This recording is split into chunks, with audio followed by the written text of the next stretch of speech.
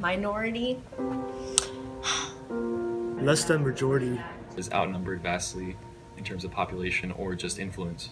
A group of people who isn't represented in a society or is oppressed by a majority. Are just as amazing as majority, but they unfortunately, due to some historical past, something that happened, they were deemed as they were undermined compared to the rest. Well, a minority would be anyone who belongs to a group that isn't part of the dominant group in a particular society. No, not really. Over time and historically, no, they were not properly represented.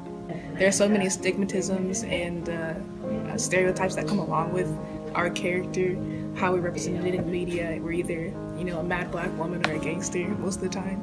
So if there was a better way to break those stereotypes, that would be pretty cool. There's been a good wave of progression lately, but there's definitely still a lack of representation, especially with Hispanic heritage and as well as African American heritage. Due to the many social media platforms there are and the emergence of lots of intersectional feminism or other movements that incorporate these minorities. There have been more initiatives with the Oscars and how more African American people are getting Oscars, but I feel Asian people or Middle Eastern people, there's still so much ground to cover, and we've only done so much to this point. I don't think anyone thinks that minorities are properly represented in American culture.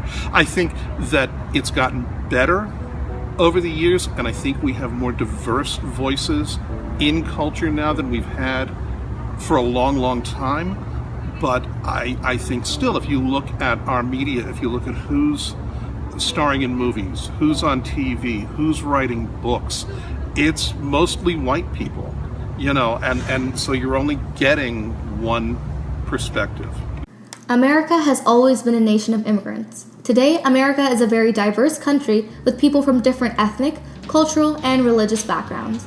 As much as this diversity has contributed positively to the American cultural complex and introduced various perspectives to the American landscape, this diversity has also historically been very problematic, specifically when it comes to the representation of minority groups in American popular culture. Today, stereotyping against various minority groups can be seen everywhere, in films, television shows, and books. Most of these stereotypes are quite harmful to the minority group and affect social perceptions of them to a great extent. But where did it all start?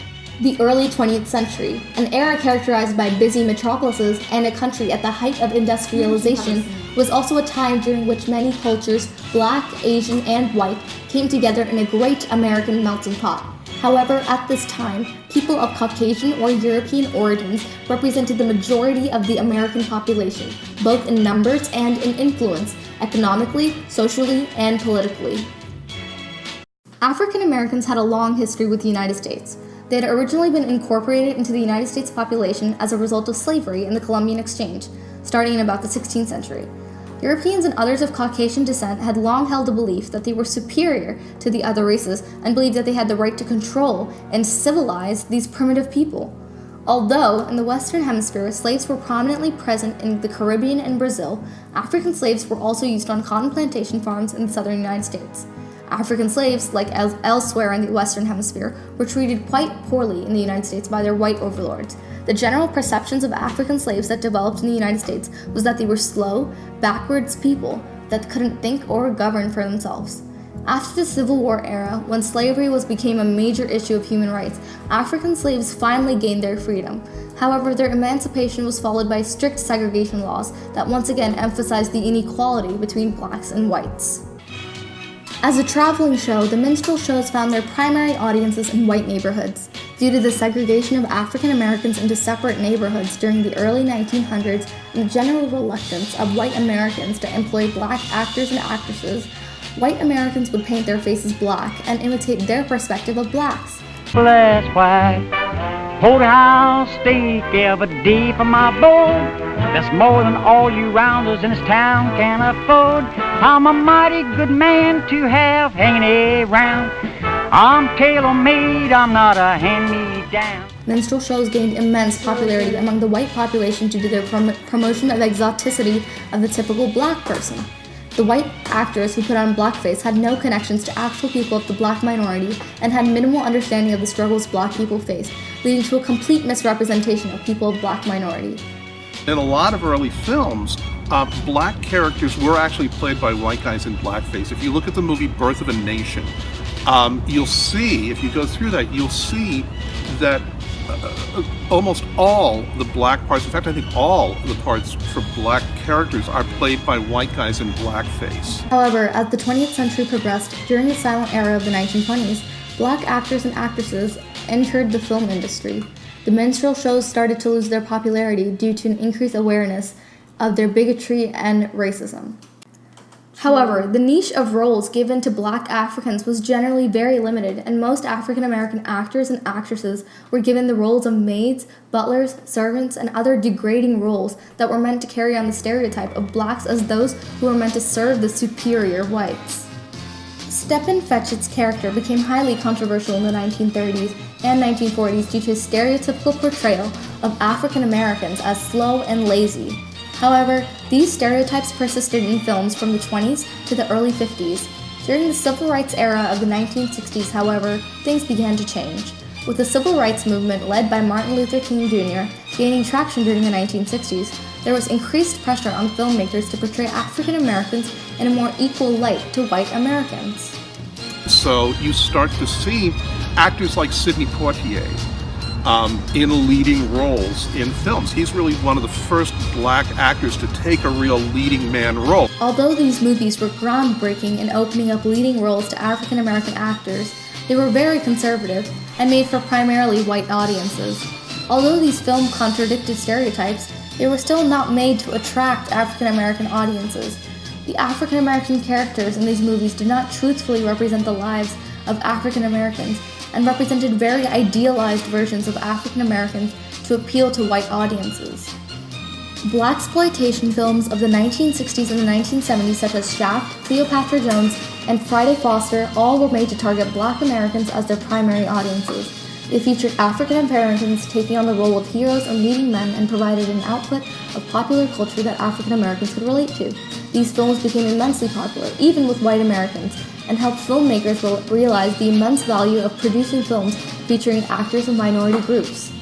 Now the door is open for black actors to be the subject of the movie, and this is what again paves the way for Denzel Washington and Halle Berry and the black actors and actresses of today. As black American actors gained immense popularity, even among white Americans, the portrayal of blacks in the media improved greatly.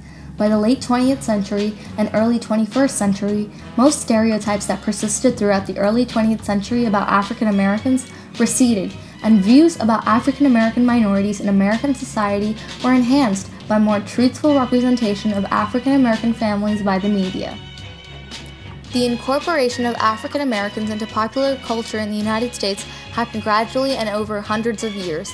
Although the history of African Americans in American film is the most substantial due to the long history of Africans with the United States, Asians have also become a prominent minority in the U.S. due to the influx of Chinese, Japanese, Korean, South Asian, and Filipino immigrants from the 1850s. Asian immigrants moved to the United States during the late 19th century, seeking jobs in the newly industrializing United States. Many Chinese and Japanese immigrants moved to the Pacific West Coast to work as cheap laborers on the Transcontinental Railroad. Western culture's relationship with East Asia was long and complicated. To Westerners, China, Japan, and other Asian countries were simply known as the Far East, a term that acknowledged not only the distance between the Western world and Asia, but also the vast perceived distance between Asian and Western culture.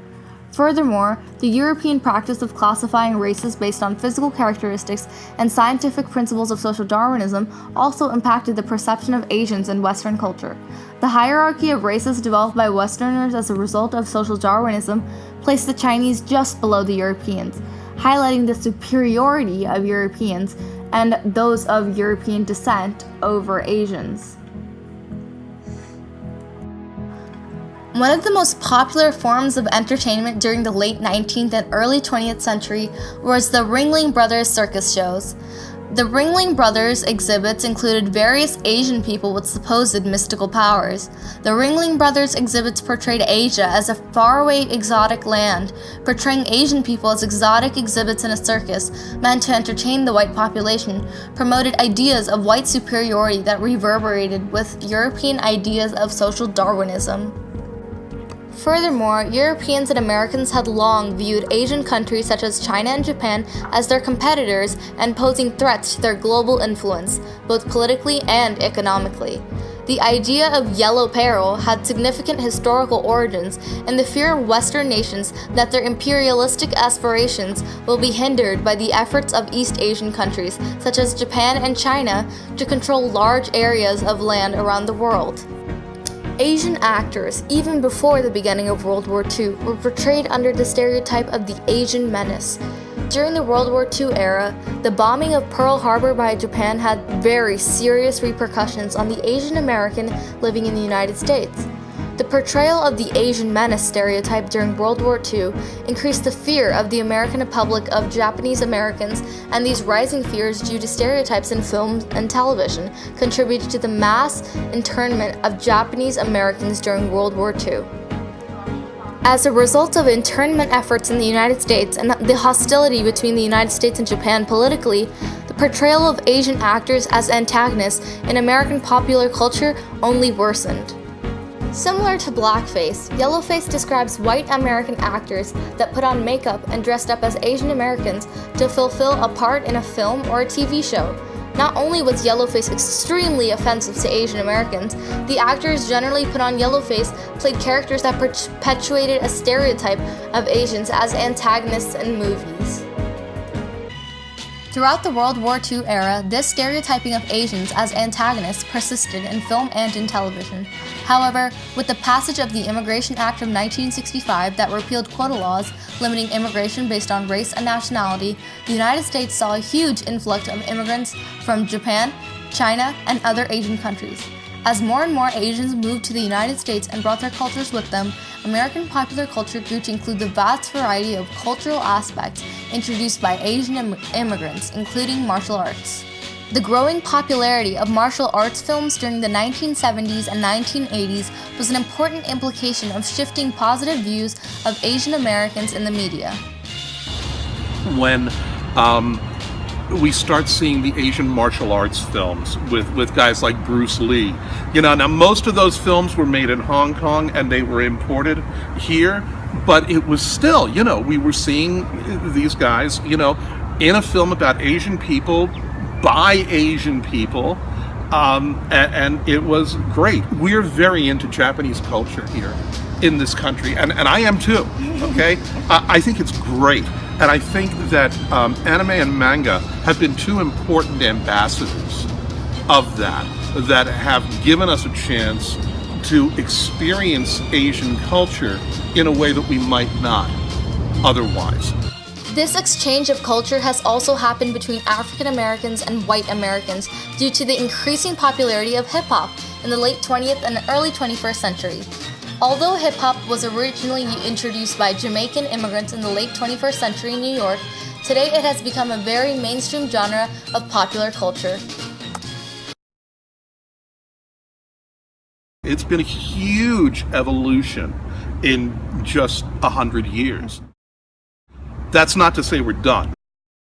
Although we have moved away from many stereotypes regarding Asian and African minorities that were prominent in the early 20th century, the persistence and arisal of new stereotypes for both minority groups have led to many issues and controversies. Even regarding African Americans, some very damaging stereotypes have remained. Typically in these films, what you see is black people living in urban environments. You see that somehow drugs and crime and violence have touched their lives, that they're used to that, that they understand that, and that their first response to a problem is violence. Common modern stereotypes associated with Asians have been criticized for the lack of acknowledgement of the diversity of Asians and generalization of them as a model minority. That the stereotypes now we have about Asians, and I'm gonna, the stereotypes we have about Asians now are less damaging than they are just sort of silly. You know, like all Asians know martial arts, right? All Asians are good at math. All Asians are bad drivers. You know, I mean. Today, America is a melting pot of cultures. In the United States, people from all over the world, all with their own values and beliefs, live together in coexistence, may not always be in harmony. Although some groups may be minorities compared to other groups in their numbers, it is important that we recognize everyone, no matter their cultural background, as valued members of our society. Minorities are a group of people that are resilient. Unique. Misrepresented.